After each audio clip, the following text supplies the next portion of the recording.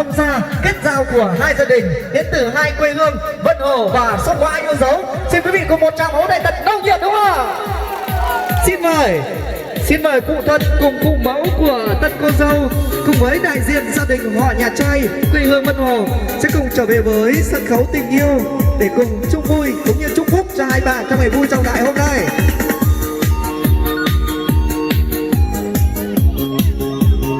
Dạ vâng, kính thưa quý vị thân mến, các cụ nhà ta vẫn thường hay dạy rằng nuôi con thì để ước về sau, nuôi con khôn lớn thì mong ngày kết duyên, để trai ngoan thì gái cũng phải mừng. Mà nhà tôi, nhà bác thì từ đây mặn nồng. Và để từ khi con trẻ bén duyên, để thương để nhớ thì bến thuyền có nơi, để non xanh nước biếc mây trời, đêm mong ngày nhớ thì gặp người hàn huyên. Và để sự xanh còn mãi lưu truyền, đất trời xui khiến thì nên duyên con mình.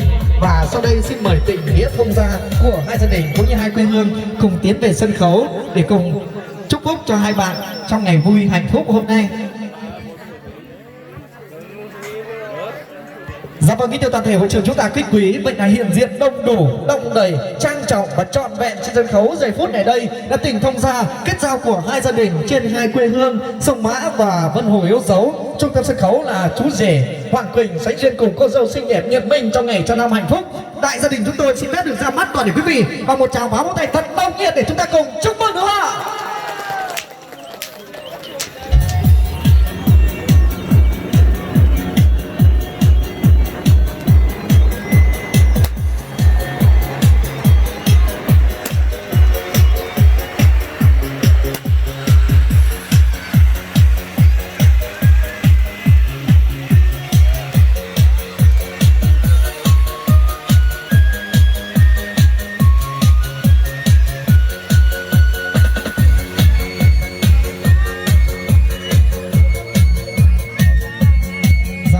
Quý vị thân mến, sau những tháng ngày thật dài tìm hiểu và yêu nhau trên con đường tình yêu của hai quê hương thì ngày hôm nay, ngày đẹp tháng lành, hai gia đình chúng tôi cùng hai quê hương cũng như chú rể và cô dâu long trọng tổ chức lễ vô quy, loan báo tin vui. Cô dâu Nhật Minh cùng chú rể Hoàng Quỳnh kể từ ngày hôm nay đã chính thức nên duyên tròn vợ. Đó là lý do chính của buổi lễ ngày hôm nay. Và sau đây xin mời chú rể cùng cô dâu cũng như hai gia đình chúng ta cùng cúi chào ra mắt toàn thể hội trường.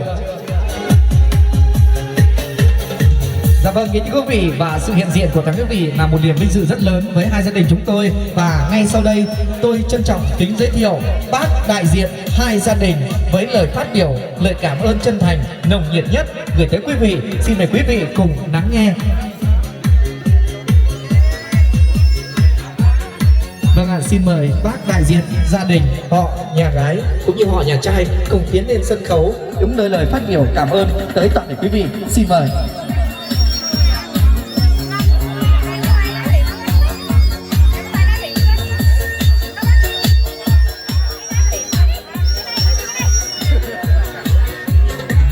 Vâng ạ, theo lời đề nghị của bác đại diện gia đình họ nhà trai, xin mời bác đại diện gia đình họ nhà gái tiến lên sân khấu.